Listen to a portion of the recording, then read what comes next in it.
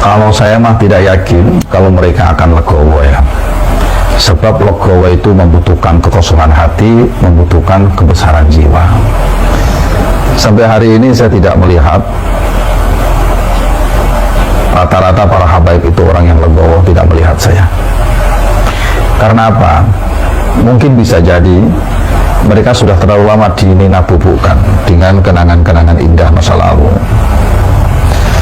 Karena dari tadinya yang dibangun adalah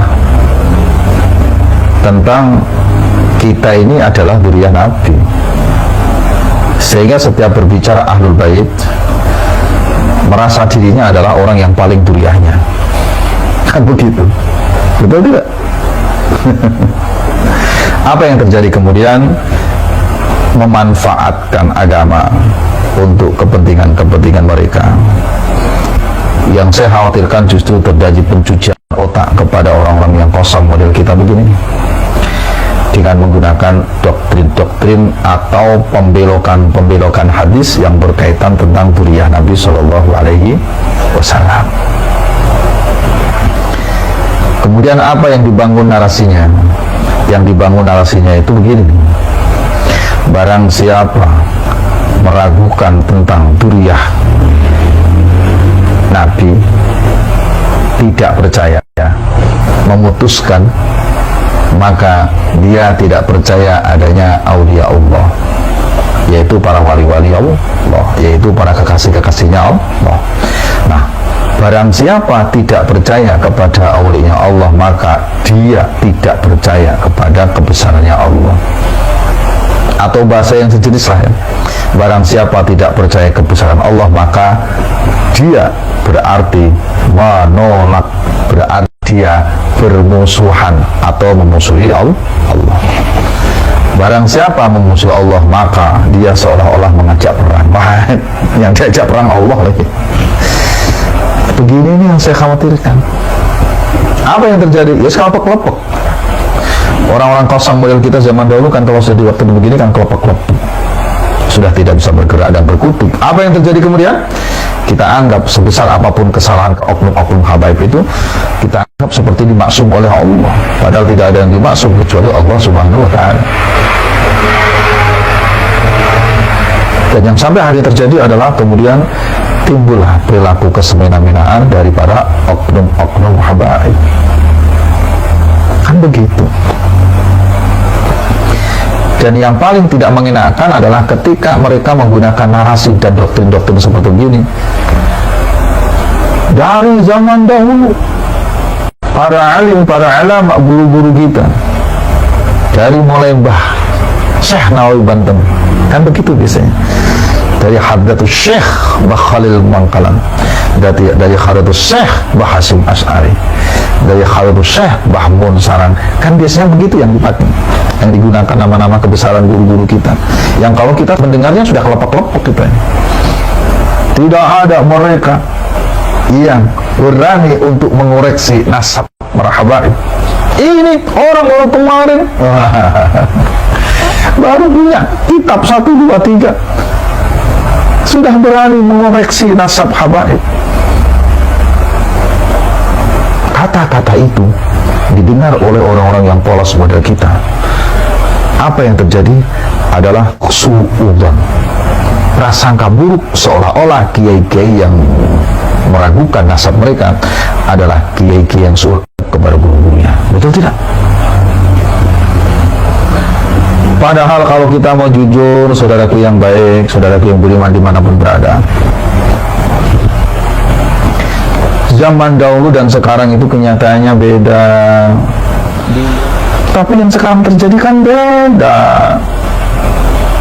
Mengaku dzurriyyah Nabi, congkaknya melebihi kecongkaan yang paling congkak, akhlaknya tidak terjaga, lisannya menyakitkan hati, tutur katanya memprovokasi. Tidak enak diomongin lah. Kan semua bisa melihat sendiri itu yang ada di YouTube. Apa yang kemudian terjadi? Ulama-ulama kiwari, ulama-ulama zaman sekarang kan bertanya-tanya, apa benar sih orang model begini ini dzurriyyah Nabi? Ditambah lagi dengan masalah pernasaban itu sudah ada sejak dari zaman bahula. Sudah ratusan tahun, bahkan ribuan tahun yang lalu.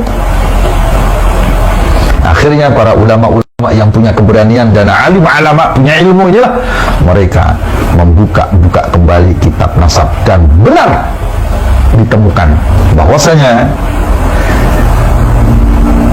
diriah Sayyid Ahmad bin Isa tidak ada ditemukan di kitab-kitab yang tahunnya mendekati tahun saat itu adanya seorang putra beliau yang disebut sebagai Ubadillah atau disebut sebagai Abdullah.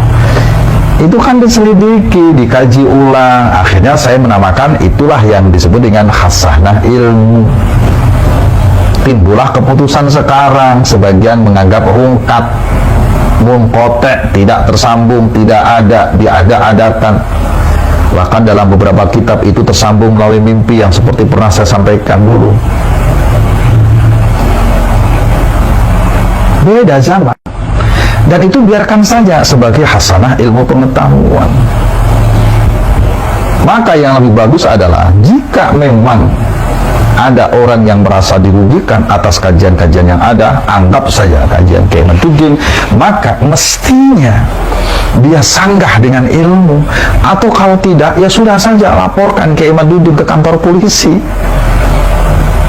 Itu yang saya tunggu-tunggu dari dulu. Makanya maaf ya, kemarin itu ketika ada surat somasi, ya saya pernah dengar katanya ada orang yang aktivis nasab yang disomasi, itu saya senangnya minta ampun. Sampai teman saya mau syukuran, mau implementok. Ya karena memang permasalahan ini harus diselesaikan kedua tempat. Satu di pengadilan, dan itu pintu masuknya saya anggap dari somasi tadi. Tapi hanya kuciwa, kecoa. Apa kecoanya? Ternyata somasinya itu adalah hoak. Tanda tangannya katanya dipalsukan dan lain sebagainya. Masya Allah, kecewa deh. Tapi kami dengar katanya ada laporan dari sebagian pihak Wali Songo terhadap oknum habaib atas penyebaran fitnah atau hoak, nggak tahu, yang katanya laporannya sudah masuk ke kantor polisi. Ya mudah-mudahan saja pintu masuk ini bisa menjadi pembuktian diterima oleh semua pihak, benar enggak kesahihan, kebenaran tentang tersambungnya Ba'alawi sampai ke Kanjeng Rasulullah SAW. Karena itu satu-satunya itu bisa meredakan hal ini. Atau yang kedua adalah keterlibatan pengurus besar Nahdlatul Ulama. Jadikan ini bahan kajian Bahdul Madail, undang para alim, para ulama yang ahli nasab, ahli sejarah, khusus tarikh Islam, lalu adakan kajian di situ. Kemudian fatwakan hasilnya. Itu salah satunya. Kenapa mesti NU, Gus? Ya dalam hal ini memang yang sangat banyak dilibatkan adalah warga NU. Baik NU secara struktural ataupun warga NU secara kultural. Kalau selain NU yang tidak banyak dilibatkan, yang heboh masalah nasab habaib ini, betul tidak? Alhamdulillah.